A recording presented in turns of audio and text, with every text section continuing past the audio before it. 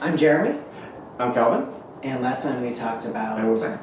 We are back. Last time we talked about communication, Communication. which I'm having a problem doing right now. As I choke Right. on camera. That's great. This is You saw it here first, ladies awesome and gents. Awesome start. And Communication in relationships, Yes. positive and protecting communication. You gave us homework to do. Yes. Did you do your homework? There will be a test. So, what was that homework?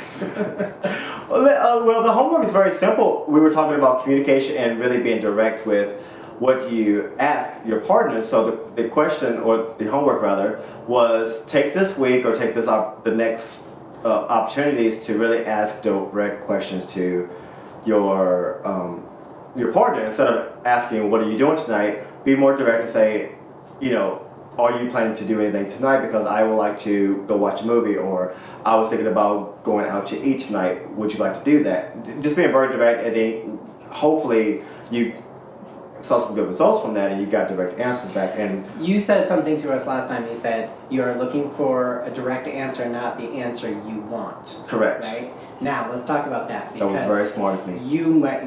Brilliant. Our listeners might have gotten some answers back that were direct, but not answers they like. Yes. Now, there's the rub. What happens when we get an answer back we don't want? This is the conflict resolution Right? episode. Well, a lot of times I think when we are asking questions, we're really asking questions to get an answer that we really want. And then we try to manipulate, massage that to get it. That's why Right. we're not direct with our Right. questions. Right, I think it's like the old saying that a best friend, or whatever the saying is, a good friend is the one that tells you the truth, even when you don't want to hear it. It's really that same principle of when you ask the question to your partner is, are you looking for them to give you what you want? Are you looking for them to really grant your wish as if they were a genie? And oftentimes the arguments can start because I really want to go to the movie. I did the homework like you asked me to, and then what I got back was, no, I really don't want to go watch a movie. I like to just sit at home and play SimCity, or I would like to just go to sleep. Right. Obviously that might not have made you feel good, or it might not have been the answer that you wanted, but here again, it was an answer. Right, and it is important to clarify first that communication part, getting direct answers, Right. because then you know exactly what you're working Right. with.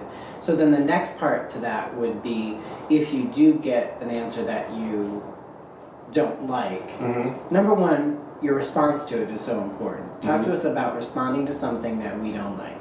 Because that's Right. really where it starts. I mean, that's Yes, it. It does. Something happens, Mhm. I don't like it. Mm-hmm. Well, I want to make sure that everyone knows, like, did you actually ask a direct question? Because I know everyone's still working on it, and it takes a little time to really get used to building that skill up. Because, Right. still off the example of direct question, did you ask your partner, what are you doing tonight? And they gave you an answer, like, oh, I'm going to sleep. And then you got offended by that? Or did you actually ask a specific question, such as, I wanted to go to the movies tonight, would you like to go? Because that's really two different things. The first one is you not really being clear and them giving their wishes and you not being happy with their wishes of what they wanted. The second one is them really not giving you what you want and saying, hey, I'd rather go to sleep tonight, I really don't want to go out to the movies or to do whatever. But if we have been clear, If you have been clear, and we got a clear answer back, and it was an answer we didn't want, then what do we do? well, I think you learn to adjust. First and foremost, adjust. Adjust. The word of the day. You really learn to adjust. Is it really that important? Is it imperative that we go out to the movies tonight? Is it imperative that we... I want to, though. Well, maybe we can do that tomorrow night. Or maybe that's something we plan for, because I think a lot of it goes back to understanding. If your partner's been working all day, or they've had a very hard time, and you've been at work They're all not day. in the same place you're They're not in the same place you are. emotionally, spiritually. And you're asking your partner to really stop their life or ignore what happened to them today to really help you in your process of feeling better. And then when they don't have really the strength or resources within themselves to do that, then somehow we get offended. And it's really not something to be offended about. It's really just something to learn to have more understanding. And to be more proactive about it. If you want to go to the movies, then maybe that's something we plan for tomorrow. Like, hey, you know what? I was thinking tomorrow we would go out to the movies or to dinner. One of the things that I have noticed is that we love the idea of partnering,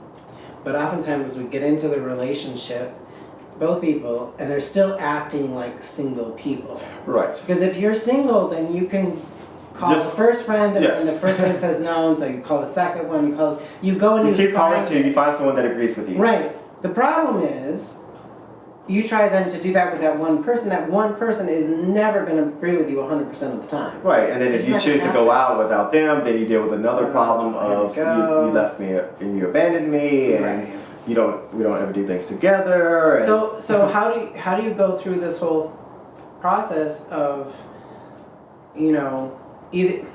well, here's what can happen. You can either put all the pressure on that one person and make them do it, which is not fair at all. Right. Right? Right. Because you used to have 15... I'm saying right a lot. Right. Good. Good for you. Good. Good for you. I'm talking, you're saying right. That's working. I have nothing else to say right now.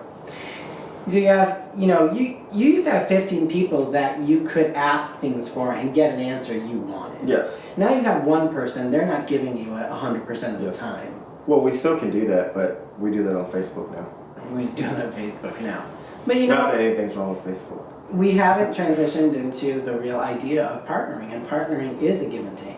It is, and this goes back to really what we've been talking about. This is a part of building that structure, if you will. It's a part of building your business. It's a part of the operations. Every business has, or most businesses have operations manual that really says, this is how we work. This is how the procedures are. And those are things in relationships that most people just don't go into relationships with a manual that says, this is when to ask your partner to go out to dinner. This is when not to talk to your partner. Your partner is going to be upset today. You should not say this, that, and the other. Most of us don't come with have manuals like that. So you either get it through videos like this one, or you get it by firsthand experience. You live it out. You live it out, and you have a lot of hurdles to really jump through. And hopefully through these videos, will help you to really avoid some of those hurdles. So if we can have clear conversation and clear messaging, and we can be direct, and we get an answer back that we don't like, then the first thing that we're doing with that message that we don't necessarily want is realize that sometimes we do have to adjust. Yes. Being able to give some of that. Right. Well, I think yes, learn to adjust, but I think the underlying part of the learning to adjust is really giving value to what your partner said. And if your partner said that they don't feel like doing it, I think there really needs to be some honor and that understanding, because really that's what you're asking of them to do, is to, when you speak or when you are sharing something of yourself, or to value you. So I think the first thing it really starts with is learning to give value to that, even when you don't like it or it's not what you wanted. It's about sharing. It's about sharing. And so if you can remember that, something many of us did not learn on the playground as kids. Right. I continually say that we are just grown-up kids, right? Yes. So remember, you're in a partnership. A partnership does work both ways. Yes. There's nothing you can do about their response. There's something you can do. You're not responsible for them. You're responsible for yourself. Yourself and your reactions and your responses. So your reaction to it. So work on this. When you get an answer, keep on being direct. When you get an answer you don't like, watch the response. Yes. And if you're always throwing a temper tantrum every single time you don't get your way, right, that's not a partnership. That's just you being single with another single. Absolutely. So work on the partnership part of it, and the way you can do that is by giving in.